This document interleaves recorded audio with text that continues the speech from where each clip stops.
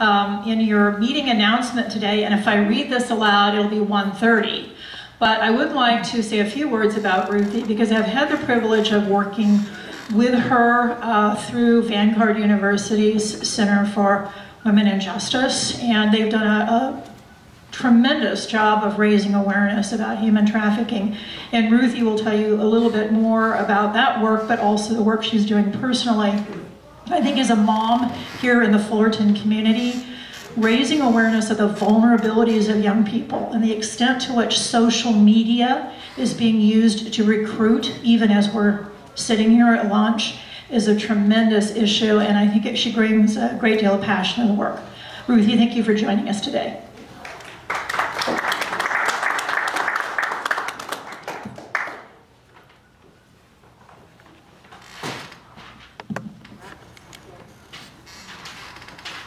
You can take your mask off up there, yeah. Got it. Yes, that was fun. Thank you, and thank you for the introduction, Joyce. I appreciate it. It's really been fun to be here. You guys are a great group, a lot of fun. Yeah, and as Joyce said, my bio, you can read it if you want to, but just know that I've been involved in the anti-human trafficking movement for over 20 years now.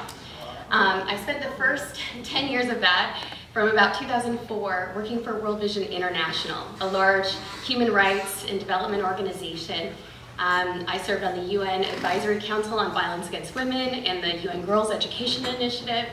And what I got to do through World Vision is work with staff around the globe who were investing in children and communities that were living in extremely difficult circumstances.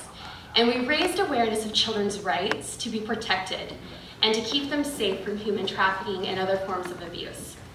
And then the last 10 years, I've had a chance to work here in Orange County, as Joyce said, with the Global Center for Women and Justice at Vanguard University. So I get to teach on human trafficking, and I coach Live to Free students. So they're college students that are engaging and teaching themselves and their peers, both on college campuses as well as throughout the community, to raise awareness and fight against human trafficking. I also volunteer with the Orange County Human Trafficking Task Force, and I'm a Fullertonian. My husband and I moved here in 2012, and then in 2019, I, along with many people who are even here, helped to start a Fullerton Human Trafficking Partnership, which we've been a little bit less active during COVID, but what we've done over the last few years is raise awareness and train and network and support the organizations here in Fullerton that are doing the anti-trafficking work. So all of those things, plus, as Joyce said, I'm a mom. I have an 8-year-old and a 10-year-old daughter, and they attend the Spanish Dual Language Academy at Raymond Elementary. So I'm a PTA leader at Raymond, and I love our community. Yes, Rashawn's PTA of Raymond Dad as well. His daughters are also in the program with us. So, you know, January is Human Trafficking and Slavery Prevention Month, which is why I was asked to come, I think, this month. And there are endless topics and angles that I could address, from the role of labor trafficking and ethical businesses and what we could be doing to address labor exploitation, to gender inequity and how that drives demand for sex trafficking. But what I want to do is focus on prevention.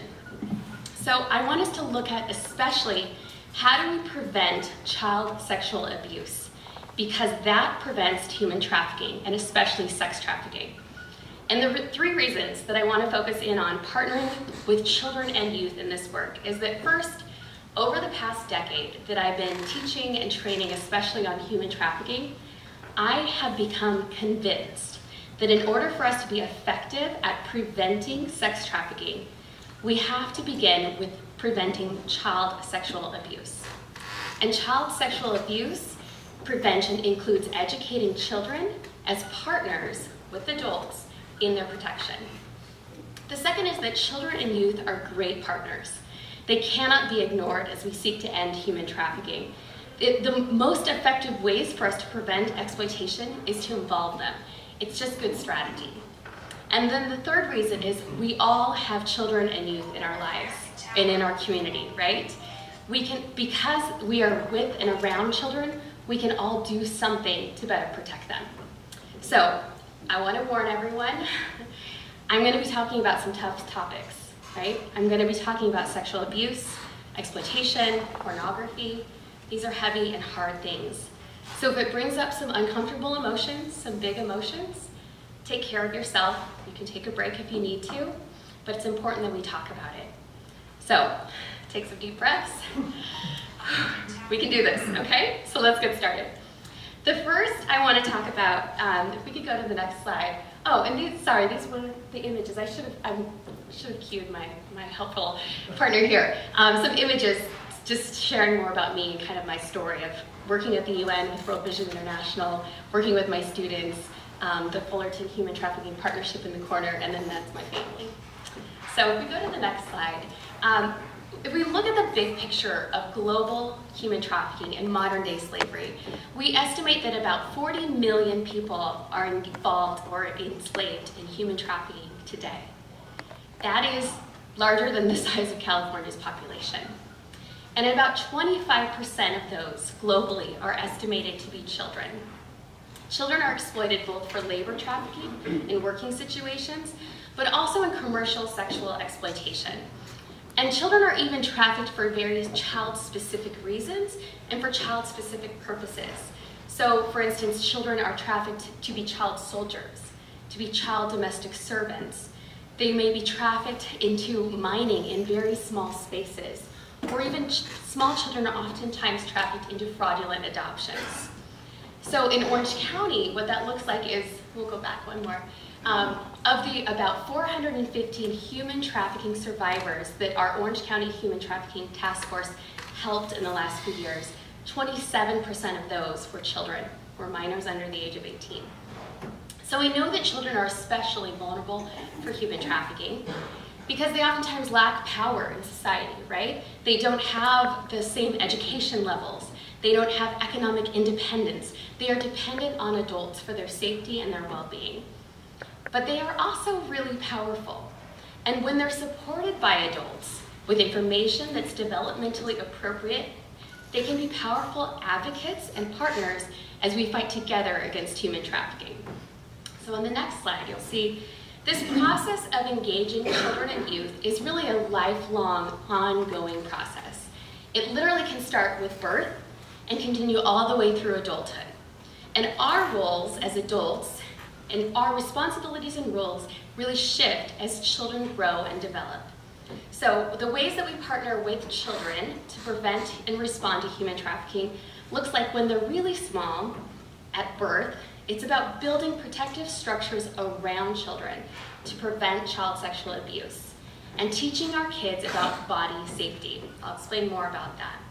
But as they become older and enter into the elementary school ages, we give them places and spaces to practice exercising consent and saying no. We want to also create opportunities for positive change, where they see that their voice matters and they can speak out about the issues that affect them. And then as they move into the teen years and the young adult years, there's this shift where they begin building the life skills and experiences to take on leadership as they act to protect themselves and their peers, and we adults support them in those efforts. So our end goal is really engaged and empowered abolitionists who will lead the next generation in fighting against slavery and exploitation. So what I want to do in the next slide is focus in on that earliest stage, which is all about child sexual abuse prevention. We know that child sexual abuse is a pandemic that has lifelong consequences. The statistics on child sexual abuse are staggering. We estimate that 1 in 10 boys and girls will be sexually abused before they reach the age of 18. And unfortunately, it's usually by someone that they know. Up to 85% of the time, it's someone known to themselves and the family. It's someone the family trusts, whether that's a relative, a family friend, mom's boyfriend, a coach, or even an older child, like a cousin or a sibling or a babysitter. It's someone that should have protected the child, but instead exploited and abused them. And it's not the stranger danger, creepy guy in a white van that kidnaps kids out of parks that they warned me about when I was growing up. And it's not the strangers that kidnap people out of Target that you hear about on social media these days sometimes. While those may happen, those are not statistically typical scenarios, and it's not what we actually need to be teaching our kids to be careful of and look out for. Because children may not actually fear or immediately try to evade an abuser that they know. And abusers work really hard to build the trust of the children as well as their families, and to convince them that the abuse is actually an expression of love or affection, and especially that they need to keep it a secret. So children oftentimes will feel great shame and guilt about the ways that they're manipulated in order to keep them secret, them quiet, and that makes them afraid to seek help. But we have to remember, it's never a child's fault. And it's never too early for us as adults to start protecting the children and empowering them to know about and help them prevent sexual abuse. Because as we're doing that, we're also preventing human trafficking. Because there's a strong connection between child sexual abuse and sex trafficking. Multiple studies of human trafficking have showed us that up to 90% of sex trafficking survivors share that they experience child sexual abuse or incest as children. Rachel Lloyd is the founder of GEMS, it's Girls Education and Mentoring Services, and she's a survivor herself. She's helped thousands of other survivors, and she describes this continuum from child sexual abuse to commercial sexual exploitation, commercial sex. And she talks about this cumulative process from associating love with abuse, the breaking of boundaries, the unbalanced power dynamics between usually adult men and children, boys or girls, to this conclusion for getting paid for what feels familiar. So as we work to prevent child sexual abuse, we're actually working to prevent sex trafficking. So I'll go to the next slide, and I want to be clear that adults are responsible for protecting children. It is the adult's responsibility, whether it's parents, caregivers, teachers, coaches, church leaders, community members, elected leaders. Adults are responsible for keeping kids safe and building protective environments around them that both prevent and respond to abuse and hold those abusers accountable. So as adults, our responsibility is to learn about grooming, which is the intentional process that abusers use to build a relationship to lead to an ability to abuse a child. We need to learn about the signs of abuse. We need to learn what to do if a child discloses abuse. We need to be vigilant, and we need to believe kids when they tell us and act on it. We have to be willing to have these hard conversations like today, to be awkward, to be willing to have these conversations with both our kids, our grandkids, but also with the other adults in their lives. Because we need to be very clear and upfront with other adults in our children's lives that we take child protection seriously. And that we want to talk about it with other adults in our children's lives. So that means that when we go to check out, say, a new preschool or sports program, after school program, or new church for our family, we ask to see the child protection policy, and then we make sure that it's followed up and actually implemented. And we talk about it with babysitters, or with our relatives, or coaches, or kids' schools. And that signals to the other adults in our children's lives that we are serious about this, that we are paying attention, and they are less likely to have access to when they need their help. So another thing we want to teach our kids is about identifying and articulating 5 trusted adults. These are the people that they go to if they experience grooming or abuse, or their early warning signs, or just a problem that they can't handle on their own. And 5 is great for little kids because they can use their fingers to remember their 5 trusted, healthy adults. But the idea is if one doesn't help right away or respond and listen to the kid, they can go to the next and the next. And kids shouldn't be on each other's kind of safety team, but sometimes they disclose to one another what's going on. And if your child knows about body safety and they have their trusted adults, they can tell their adults, and then those trusted adults, we can help the kid that needs it. So we want to be on as many safety teams of children as we can, especially those who might be most vulnerable. So our kids, our grandkids, but those in our community that may be more vulnerable. We want to be healthy, trustworthy adults that are investing in young people's lives. And so I encourage you to think about how you might do that, how you might invest in some of the most vulnerable children in our community whether they're in foster care through the Crittenton or places that serve them, or other programs like our Fullerton School District has a mentorship program called Rising Stars, or Solidarity is another nonprofit that has a mentorship program. We want to be investing in kids' lives so that they have healthy adults to turn to when they need it. And as our kids move into the elementary years and into the teen years, we all know that they're on screens all the time, right? During the pandemic, my kids were at home on tablets every day for school, and toddlers have access to their parents' phones even if they aren't their own. That's the world we live in. I'm not shaming anyone because we've all been there as parents and even grandparents, right? But what that means is we have to start talking early to our kids about social media and pornography. We all know how easy access to pornography is now on the internet, on our smartphones in our pockets. We don't even have to seek it or intend to find it for it to find us. So we have to talk to our kids about it. So I'm going to go to the next slide about pornography. Small children typically view pornography accidentally, often at home, by mistyping a Google search or just clicking on a link, right? But it's everywhere. And our kids are seeing it whether it's on a TikTok feed, an Instagram feed, YouTube videos. Their friends might offer to show it to them. The average age when a child right now finds and sees pornography on the internet is 11 years old. It's also the average age when we're giving our kids smartphones. So kids are getting access to it at younger and younger ages. And unfortunately, they are learning their sexual education from pornography. And it is not romantic lovemaking. It's violent, degrading, misogynistic, and it shapes the way our kids see their own bodies, the way they view other people's bodies, and the way that they think about sex and relationships. And it's oftentimes leading to addiction and depression in boys and girls. And porn is also a grooming tool that predators use to both desensitize and instruct children to entice them into abusive behaviors, and then to create silence and shame around that secret. So the other thing to know is that porn is also driving the demand for sex trafficking. So we know from multiple studies of people who have been sex trafficking victims that most of them had pornography made of them while they were sex trafficking victims. So they were forced to perform sex acts or raped, it was filmed, and then put on the internet.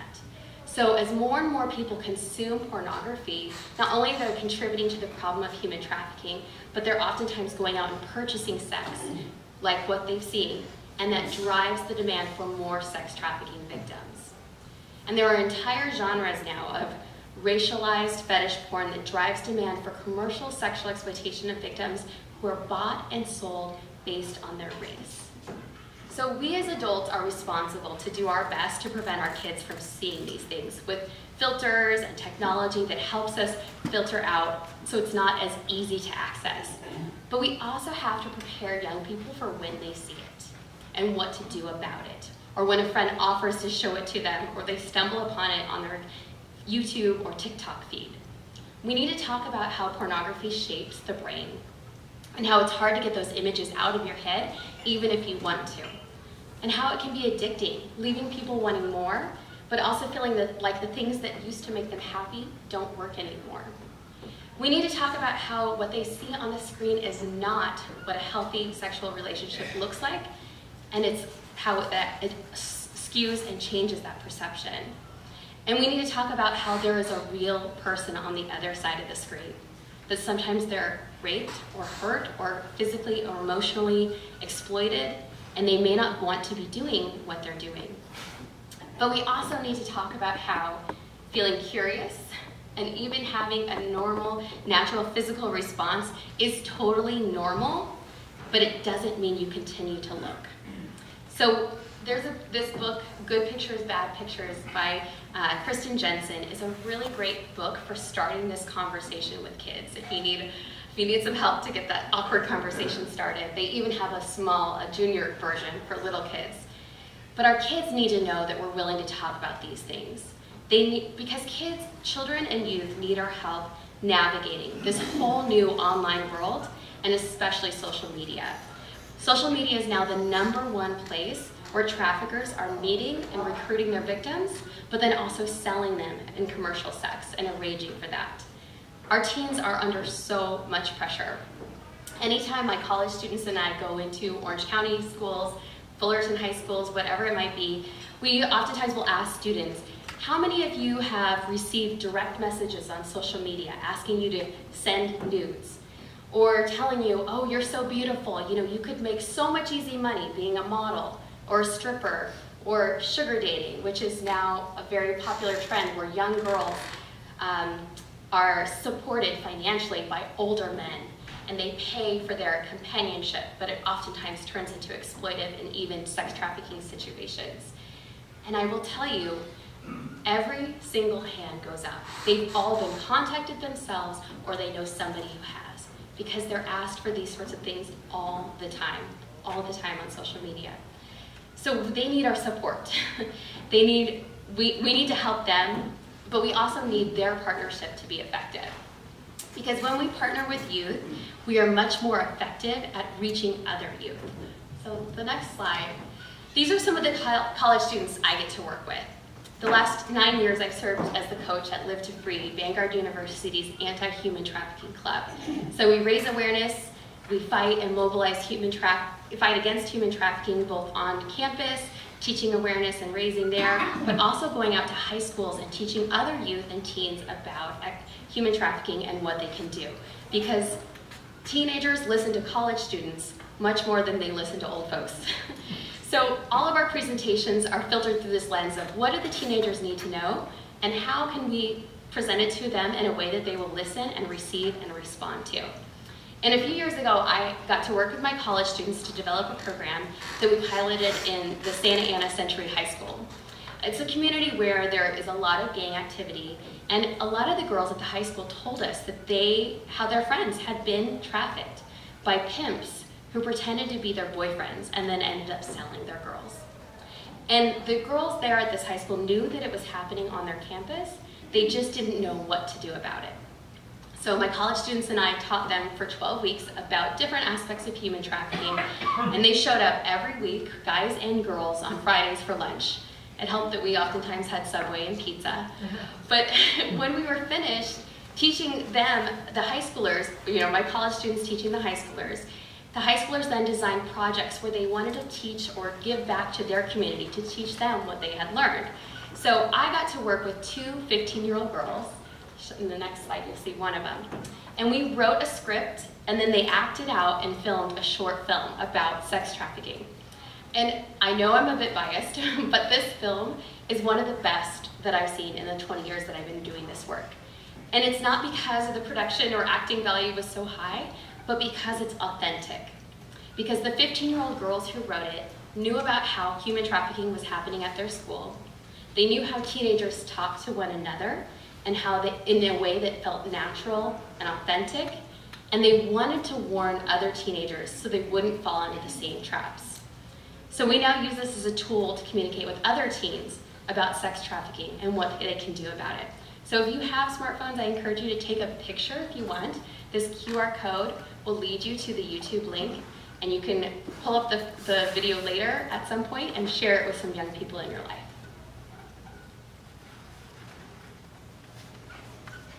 I can hear it. That's the music that goes with it. So let me just conclude with the last slide then by saying that I believe that we absolutely must partner with children and youth to prevent human trafficking. Because to prevent human trafficking, we really must start with addressing child sexual abuse. Children are affected by trafficking, and so we must partner with them in their own protection. And children and youth can inform us, they can help us reach and teach their peers, often better than adults can. And we need their ideas, their energies, their creativity, and their partnership to improve the work so we can carry it forward to the next generation. And this is an ongoing, lifelong process. The conversation is not a one and done, but a continual effort from birth to adulthood. So I want to encourage you to start today. Whatever stage your kids or grandkids are in, it's not too early or too late to start this work of partnering with them to prevent child sexual abuse and human trafficking. And if you work with children and youth, I encourage you to integrate these messages of awareness and these approaches into the work that you're doing. And if you don't currently work with kids, you have an opportunity, right, to consider how you can invest in youth through whether a mentoring program, volunteering program, or even creating opportunities in your organization or business to include young people as leaders and partners in that work. Former Senator Dodd is credited as saying, "Our nation's children are our greatest assets and also our most precious treasure." But I believe they're also our most important partners in the fight against human trafficking. So the next slide I've got, right after this, a way to connect with me, if you went to the next slide. Some additional resources. I'd love to share more. If you would like to ask any questions, I'm happy to stay, and I'll be around afterwards as well.